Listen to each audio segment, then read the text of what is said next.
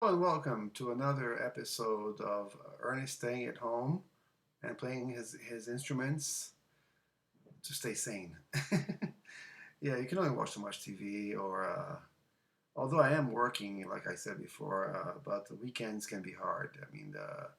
Because we're used to hanging out and go to the bar or whatever, and we're going to jazz clubs, especially, and it's kind of hard not to be doing that on the weekend. But tonight, well, after I finish this video, it's cooking night. It's Sunday dinner. Sunday dinner. So Sunday dinner for us has always been very important from the beginning of our relationship. I mean, it became a tradition before it was a tradition. When Renata and I started dating, um, I hadn't been in a relationship for a couple of years already, but I always loved cooking. But I always hated cooking for myself. Cooking for one is not for me. So she used to go to this language course in Midtown, and on Sunday night she would come over, and I would cook for her, and it became this kind of tradition of Sunday dinner for just the both of us. And some early on, we actually invited people over, but you know, things moved on, people paired off, and it doesn't mean a lot of people that we knew met people that we didn't like or didn't like us. Most of the time, didn't like us. Uh, there's one story that I remember that this we had this one friendship. It was this Polish girl, and she paired off with this. She met this guy from Portugal, and he was the most antisocial person in the world. No naming names. So those of you who know me know the story already. So and they were relocating to Portugal. And the last thing he told me, he says, "I'm so glad that I'm getting rid of you because I got rid of all her friends and I couldn't get rid of you." And they moved to Portugal. I never heard from them again. They just the guy just didn't like having friends, and he was a what you're gonna do, right? So hello, the two of you, if you happen to be watching. I'm not gonna name you because not it's not the proper way to do things. Um, Now, I like to talk a little bit about my music heroes because I'm not the kind of guy who listens to only one kind of music. I mean, if anybody picks up my phone and looks, what do you listen to? They're gonna find stuff from South African music, Malian blues, Brazilian stuff. Well, Brazilian's kind of obvious. Argentinian, Chilean, Polish. I even got Russian stuff. Chinese. You name it, I got it on my phone. And until the memory goes out. So, but I do have my favorites when it comes to English rock. I'm a huge fan of Queen. I mean, I just can't have enough of Queen, and I think that also that the survivors of Queen, Brian May, John Deacon, Roger Taylor. Well, John Deacon is like this guy who likes to stay at home a lot, so I don't think that the quarantine is hurting him at all. He's just like, okay, I'll just do what I always do. And but Brian May is a sweet, sweet individual. I never got to talk to him personally, but we did exchange a few messages on Twitter and also via email.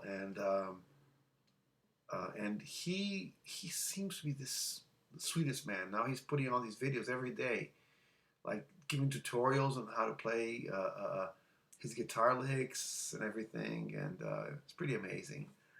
And I'm very grateful because YouTube has these things about putting copyright claims when you cover a song, and of course I dispute them because first of all, it's just me covering a song.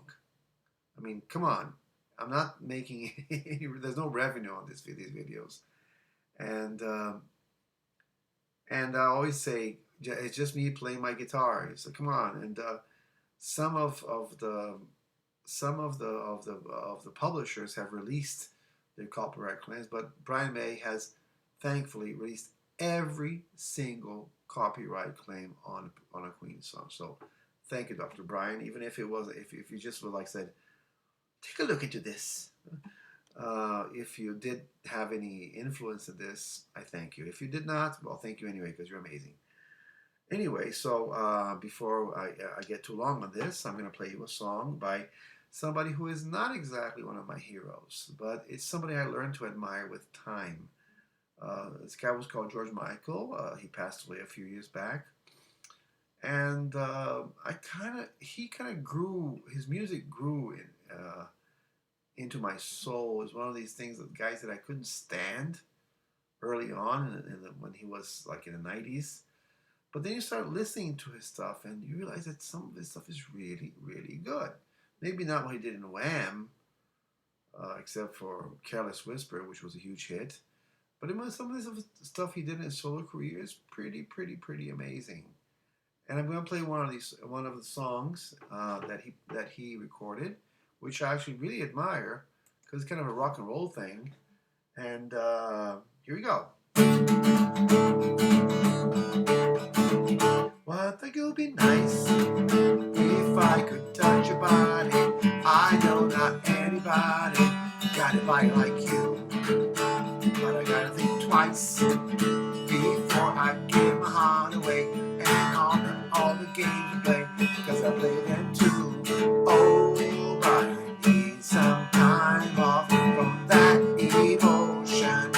Time to pick my heart up off the floor. Love comes down without devotion, but takes a strong man, baby, cause I'm showing you the door. Cause I gotta have faith, I gotta have faith, cause I gotta have faith, faith, faith. I gotta have faith, faith, faith. Baby, I know you're asking me to stay. Say please, please don't go away. I'm giving you the blues. Baby, you mean every word you say. You can't help but think of yesterday. And let you tie me down to the lover boy room before this river becomes an ocean. Before you throw my heart back on the floor.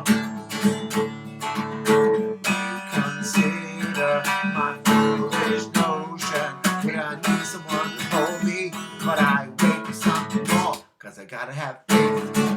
I gotta have faith. I gotta have faith, faith, faith. I gotta have faith, faith, faith.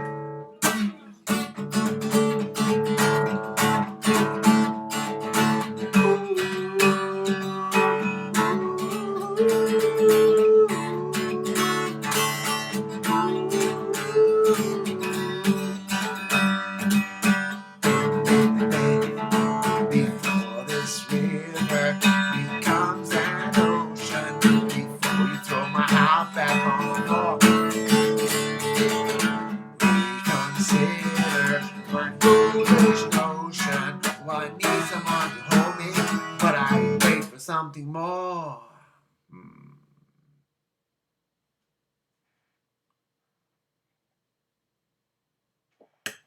But I gotta have faith. I gotta have faith. I gotta have faith, faith, faith. I gotta have faith, faith, faith. Of course, it's not as good as the original, but I hope I did justice to this song. I mean, it's a great song, and he had some really, really knockers throughout his career. And if there's one recommendation I can give you on a George Michael album, would be Songs from Last Century, which was released I think in '99 or 2000, and it's basically him covering all these classics, and one of them was "My Baby Just Cares for Me," and he adapted the lyrics to say instead of saying or even Liberace smile because had no people his fans have no idea who Liberace was. But he says even Ricky Martin smiles. So it's like it's a very really good. It's my personal favorite George Michael album. Also his very final album, Concerts, recorded with a Royal Philharmonic Orchestra, was pretty amazing. I hear that he had some stuff on archive that was supposed to be released. Um, um, around the time of his death, but we haven't heard anything. I mean, I haven't heard anything. Maybe you have. You tell me. So anyway, guys, happy Sunday. Cheers. Cabernet Sauvignon. And I will see you tomorrow uh, after work. So it won't be like, there won't be no daylight like this. Okay. Good night.